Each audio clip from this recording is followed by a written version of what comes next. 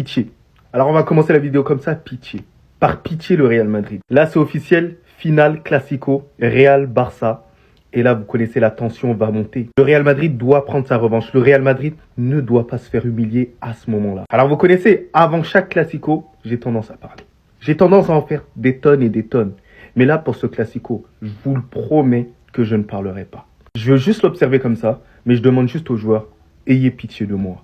Ayez pitié de moi. Faites en sorte qu'après ce match-là, on fasse tout pour vanner les Barcelonais. Donnez-nous des arguments, s'il vous plaît. Parce que cette année, il n'y a pas d'arguments. Voilà, on les a pas battus, ils nous ont humiliés 2 fois.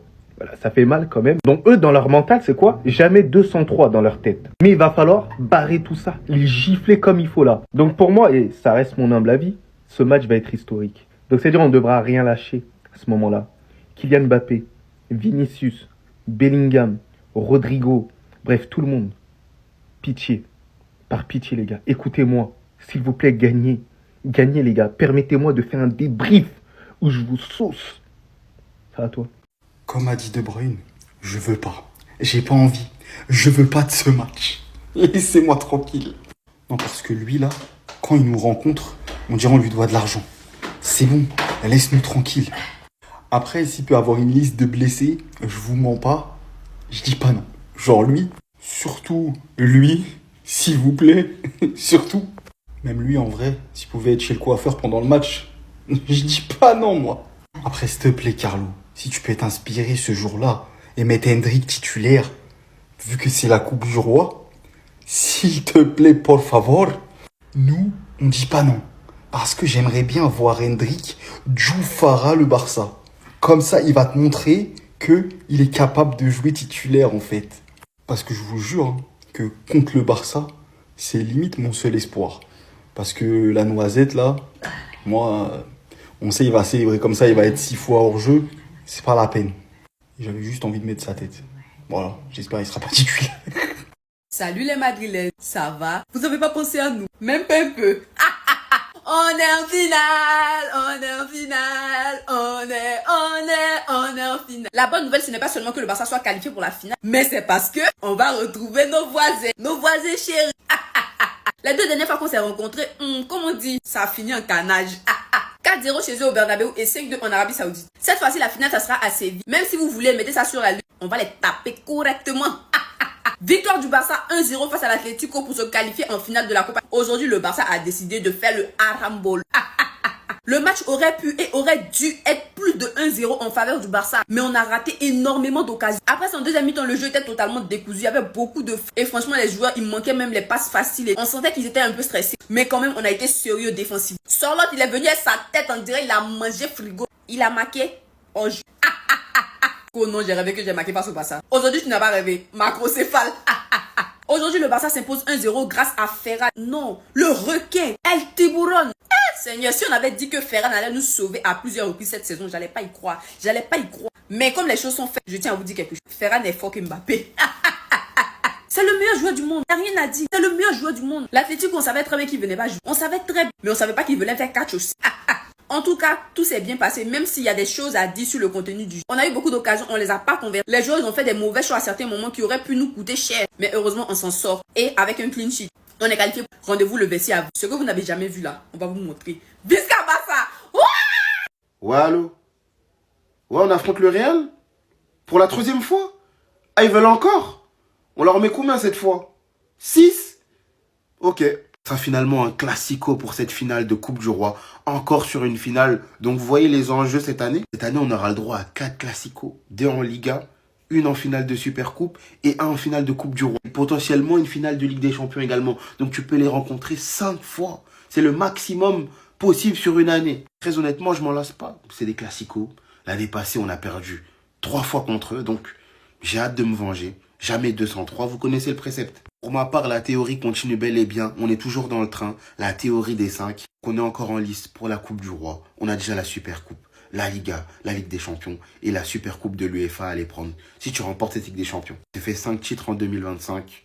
Donc, pourquoi pas rêver? Pourquoi pas ne pas monter dans le train d'ailleurs, hein. Cette étape, elle passera une nouvelle fois par un classico super important parce que c'est un titre à aller chercher à la fin. N'hésitez pas à vous abonner, republier la famille, on est ensemble. On va affronter le Barça en finale de Copa del Rey. Et moi, je voulais vous partager un fait sur moi pour savoir si je suis la seule. Vous voyez, là, on va affronter le Barça. Et j'en ai vu beaucoup me dire, mais pourquoi t'es contente? On va se faire humilier.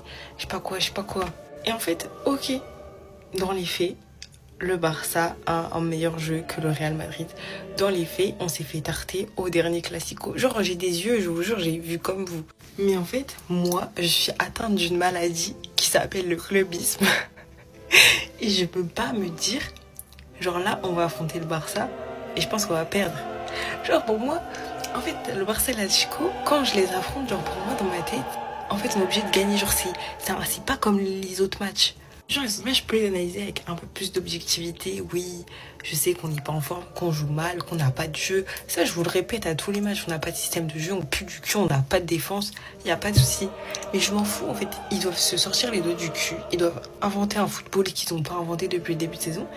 Et on peut pas perdre contre le Barça, encore une fois, en finale, genre. Voilà, je voudrais savoir si je suis la seule à penser comme ça, à pas m'habituer sur mon sort parce qu'on va porter le Barça. Alors pour moi, c'est une occasion de leur régler leur compte. Wesh, les gars, wesh. C'était aujourd'hui la finale. Je compte le Real, c'est du tout cuit. On l'a déjà le trophée, frérot. Le Real, 2025. Mais ouais, ils sont trop nuls. Eux, c'est déjà un miracle s'ils en prennent pas 4.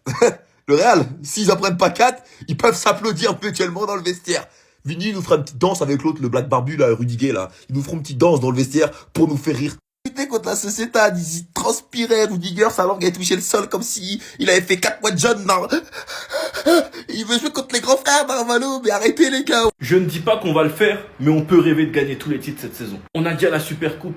Pourquoi pas la Coupe du Roi, on est en finale. Pourquoi pas la Liga, on est premier avec 3 points d'avance. Et pourquoi pas la LDC, parce que notre parcours est beaucoup plus simple que de l'autre côté, mais il sera pas non plus facile. Il est déjà à 140 buts cette saison. Il y a tellement de buts que toutes les pages se trompent. On sait pas si c'est 140, 139, 141, on n'en sait rien. Mais on sait qu'il y a beaucoup de buts et qu'il a l'équipe qui a le plus marqué cette saison. Il a le numéro 9 qui a le plus de buts. Il a le meilleur buteur de la Liga et le meilleur buteur de la Ligue des Champions. Il a le meilleur passeur et le meilleur dribbleur. On s'excite, on devient fou quand on pense à Flick et son Flickball et ce qu'il a fait pour le Barça. Invincible en 2025, 21 victoires. Personne ne pourra nous empêcher de rêver du triplé car c'est un objectif. Flick dans son tableau a déjà inscrit la finale de Ligue des Champions depuis bien longtemps. Non pas parce qu'il est arrogant, parce que c'est un objectif, c'est de la motivation. Nous avons un deuxième titre à aller chercher à la fin de ce mois. Nous affrontons le Betis ce week-end. Sachant que Anthony a parlé avant le match, nous avons battu Madrid, mais ce n'est pas impossible de battre Barcelone. Donc ça va rendre ce match beaucoup plus intéressant. Et nous affrontons Dortmund la semaine prochaine. On peut commencer à y croire. Enfin bref, sinon vous les gars, vous en pensez quoi? Ramenez-vous sur ta pensée, on s'ennuie. Écoutez notre grand frère, Harry Vision. C'est pourquoi ce que je vais vous dire, ça va vous choquer. Le Barça va faire une saison blanche. Ouais, t'as très bien entendu. Le Barça d'Hansi Flick, avec son jeu incroyable, faut dire la vérité, va remporter 0 trophée. Parce que contrairement à d'habitude, les Atlético Barça, ils sont incroyables. Mais cette fois-ci, je vois l'Atlético poser le bus, aller au tir au but, et l'inexpérience des joueurs barcelonais, les jeunes, fera qu'ils ne s'imposent pas au tir au but.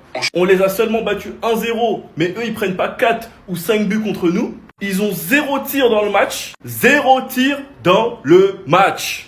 Les Madrilènes, vous avez autant peur de nous pour espérer qu'on sorte et raconter des théories farfelues face à une équipe qui est invaincue en 2025, une équipe qui vous a tabassé 4-0 et 5-2. Vous avez autant peur que ça de nous réaffronter en finale? Vous savez que vous allez vous faire boxer? Et s'il vous plaît les gars, je veux pas encore entendre des conneries comme quoi Madrid ça perd pas de finale parce qu'on vous a tapé 5-2 en finale de Supercoupe. Rendez-vous à la fin du mois, vous allez souffrir. On va tester un ouais vite fait. Enfin bref, sinon vous les gars, vous en pensez quoi? Ramenez-nous sur ta personne, on s'ennuie. L'image parle d'elle-même, je vous laisse regarder dans quel état le Barça a laissé Antoine Griezmann. Real Madrid connaît donc son opposant en finale de Copa del Rey. Le moins que l'on puisse dire, c'est que les derniers souvenirs sont forcément du côté madrilène.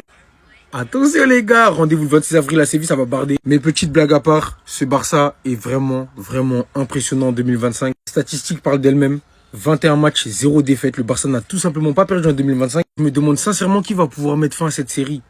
Ils savent absolument tout faire. Défensivement, c'est du solide. D'ailleurs, Inigo Martinez, les gars, il a coûté 0 €. Est-ce que vous vous rendez compte? Et Koubarsi l'ont formé du coup. Les deux techniquement, ils ont coûté 0 €, mais c'est un truc de malade. Leur charnière centrale est super solide. T'as du Kounda à droite aussi et du Alejandro Balde. Il va plutôt être un joueur à vocation offensive, bien qu'il défend très bien.